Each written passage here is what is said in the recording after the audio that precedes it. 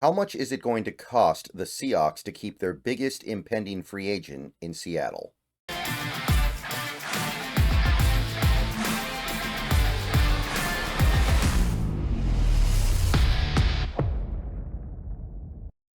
What's going on, everybody? Good morning. Happy Tuesday. Hope you guys are doing well so far. And we are starting a new series today. We are kickstarting the Outgoing Free Agent series. We're going to take a look at all Seahawks players that were on the team in 2024 that are about to become free agents in 2025 that the Seahawks have to make a decision on. Any player that was on the team at the end of the season for the Seattle Seahawks is potentially eligible to come back on a new contract or eligible to leave as early as mid-March. This video is powered by BetUS, and this is the next logical step in the roster management of this team this offseason. So I figure we may as well get into it, even though I understand that a lot of the players that we have that are outgoing, there's 16 of them, a lot of them are not going to be very interesting to Seahawks fans. Some of them, many of them, will not be interesting to really anybody. Not to say they won't make a team, but there isn't a lot on the free agency list that people would really miss.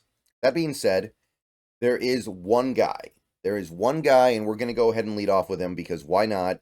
This is the one that everybody wants to know about. Ernest Jones. What's it going to take to keep Ernest Jones in Seattle? If we lose this guy, some people are going to be very unhappy. And some people are going to view last year's trade at the midseason point for him as a bit of a waste. And I can definitely see that angle. I can definitely see that perspective. And it is certainly a compelling argument to make.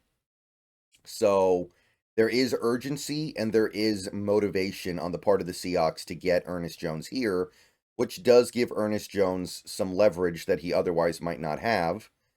At the same time, however, we have to be real about Ernest Jones, and we also have to be real about the inside linebacker position in general.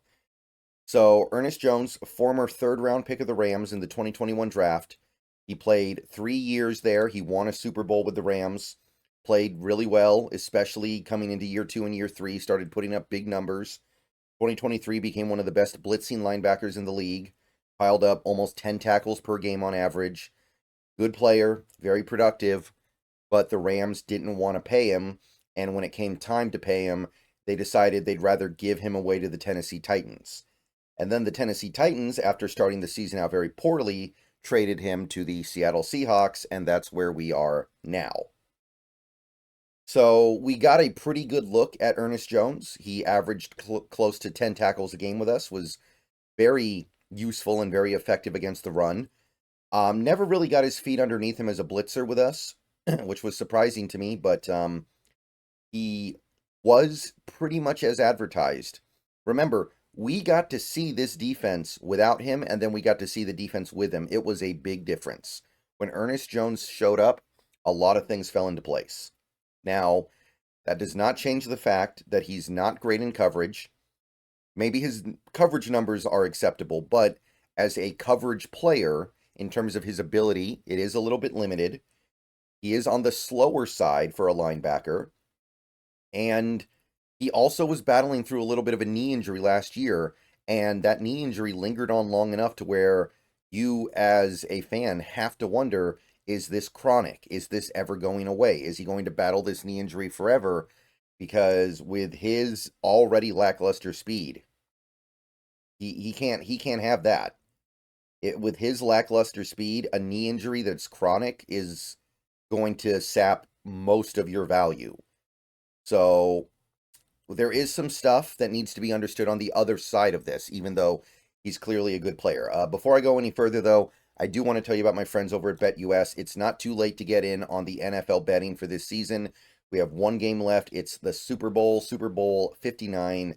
You can bet on the point spread. You can bet on money line. You can bet on the over-under. You can bet on the coin toss. You can bet on halves. You can bet on quarters. You can do props. And if you don't feel this Super Bowl, you can bet on basketball. You can bet on hockey. Soon you'll be able to bet on baseball. You can do it all over at BetUS. And right now, promo code YouTube150 Gets you a 150% deposit bonus on your first deposit up to $2,000, and 125% deposit bonus on your next two deposits up to $2,000. So get on over to BetUS, get to some sports betting, the best online sportsbook on the internet. Give them a shot and make sure you get your free money. All right, so moving along with the Ernest Jones conversation, one thing to understand, Pro Football Focus is not a big fan. They thought he was about average, mediocre as a rookie. Oddly enough, they thought his run defense was his weakness. The next year, 2022, they thought he was a little bit better, but still just barely hanging around average. And then in 2023, they did think he had a big breakout year. They loved his run defense in particular this year. Pass rush grade was also really good. I talked about that. The coverage, which is his weakness as a player, was mediocre.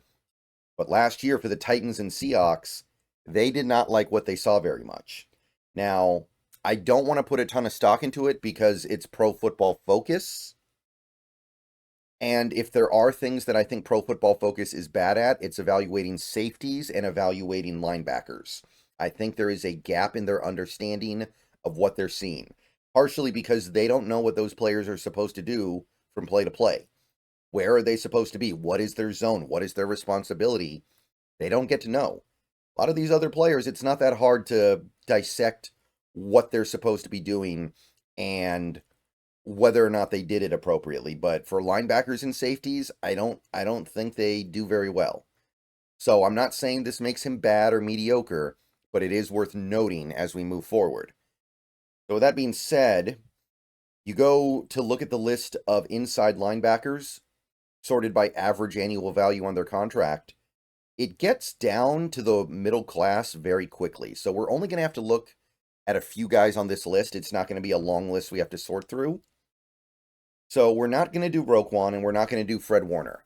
And Fred Warner's is crazy, by the way, because he signed that contract in 2021's offseason, and it's still almost the gold standard for an inside linebacker. But those two guys, they're not part of this conversation. Both those guys are much better, or at the very least were perceived as being much better when they signed those contracts than Ernest Jones is right now. Roquan's considered to be the best at his position. Fred Warner's was considered to be the best at his position when he signed the deal. There's not much of a comp here. There's not much you can do here in terms of comparison.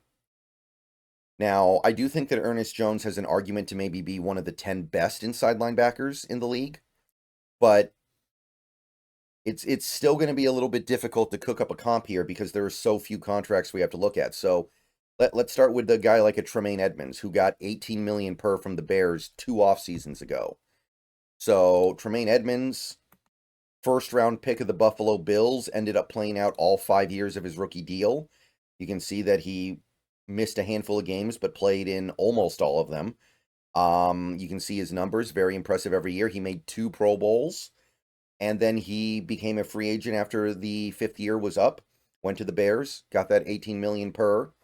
Now, I think we're pretty clearly not there yet. You can look at Tremaine Edmonds' 2 Pro Bowls and say Ernest Jones doesn't have anything like that.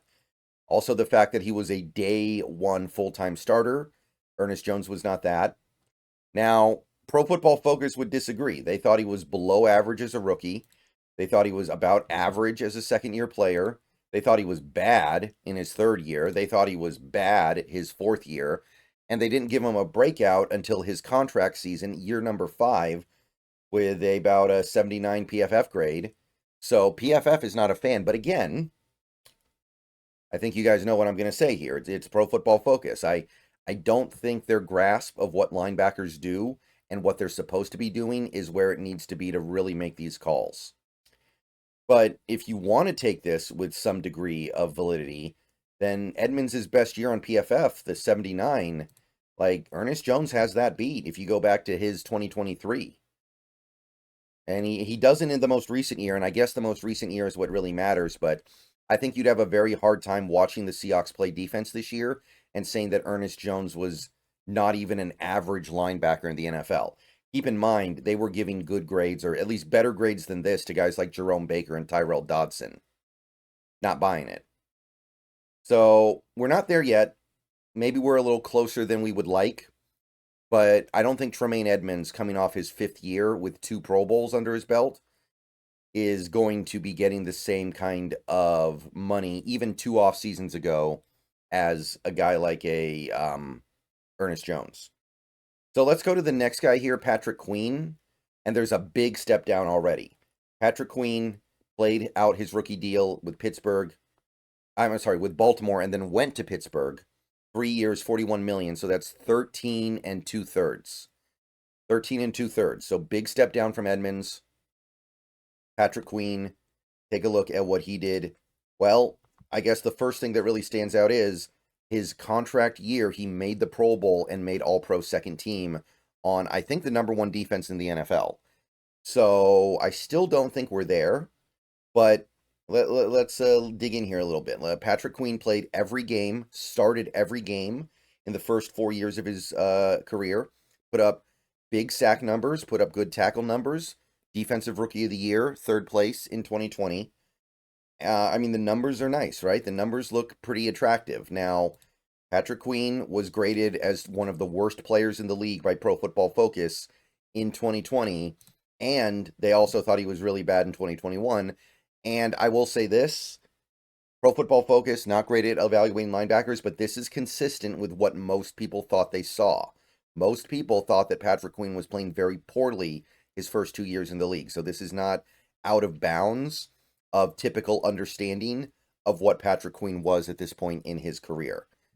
Now, 3rd year, big step up, 70 overall grade. And then the next year, 73.1. This is the year that got him paid. So they do think he improved a lot.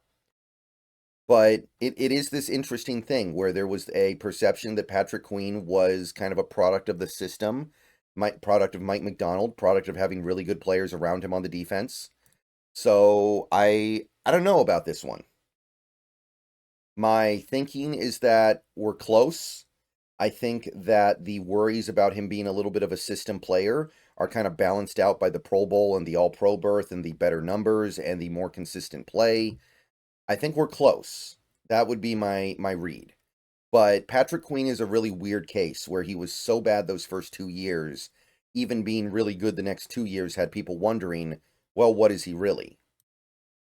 So you go past Patrick Queen. The next guy that I think is worth looking at would be Bobby Okereke of the New York Giants. Now, this is 2 off seasons ago. Let's keep that in mind here, but he got 4 years, 40 million. So Okereke spent the first 4 years of his career with the Colts, played almost every game possible. He missed 2 games that whole time, put up big numbers, had 150 tackles in 2022, which was the contract year, and generally speaking was mostly just a tackle farmer, but there's certainly value to that. I'm not dismissing the value of a tackle farmer completely. Pro Football Focus thought he was great as a rookie, really loved him as a rookie. Then they thought he was bad his 2nd year, and then they thought he was slightly above average as a 3rd-year player, and then that last year, they liked what they saw. They thought it was pretty respectable, big improvement in run defense and coverage, so they gave him the 73.3.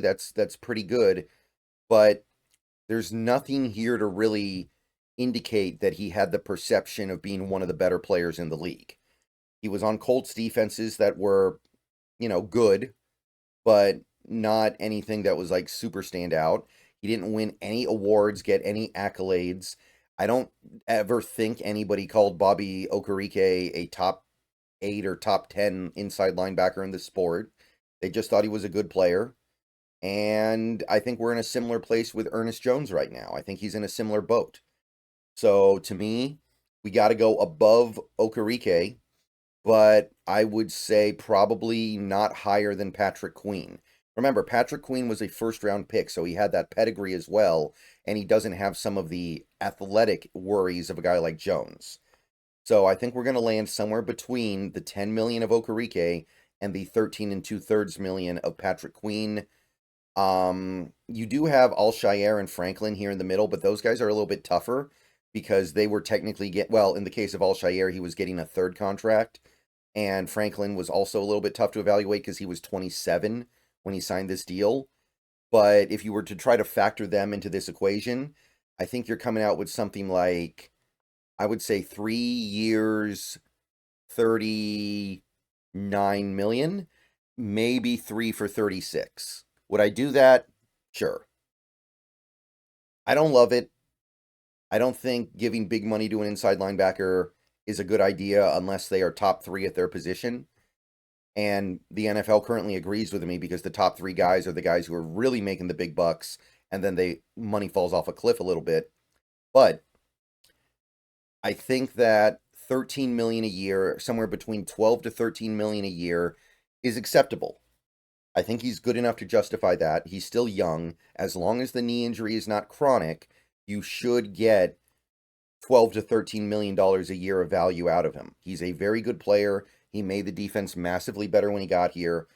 But if he starts pushing up into that 40, 42, 45 range where you're paying him 14 or 15 million a year and someone else is willing to do that, I might walk away. And here's the thing. If you let Ernest Jones walk, that might be an indicator that you need to pull back a little bit on the reins for 2025 and accept, hey, this is probably not going to be the year we go for it. We just lost one of our best players, and we lost him in free agency. We're not going to imminently get anything out of him.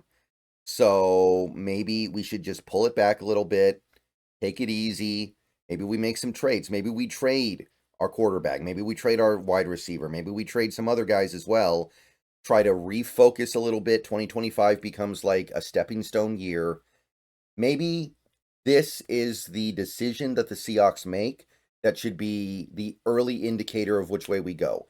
You keep Ernest Jones, then you're off to the races. You let him go, you pull back. Because if Ernest Jones leaves and he signs a deal of like 3 years, 45 million or more, you're probably going to get a third round compensatory pick as long as you do not go out there and go hog wild in free agency. So maybe that's the play then.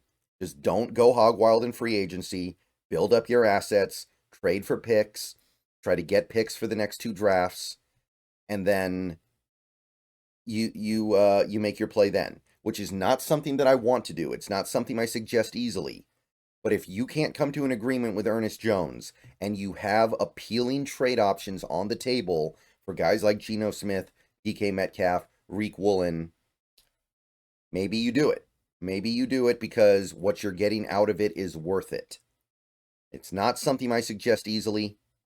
I think it's something that gets thrown around way too easily as football fans. You're way too eager to just throw away seasons. But if you cannot make it work with Ernest Jones, there's a little bit of writing on the wall you might need to read. See you guys later. Go Hawks.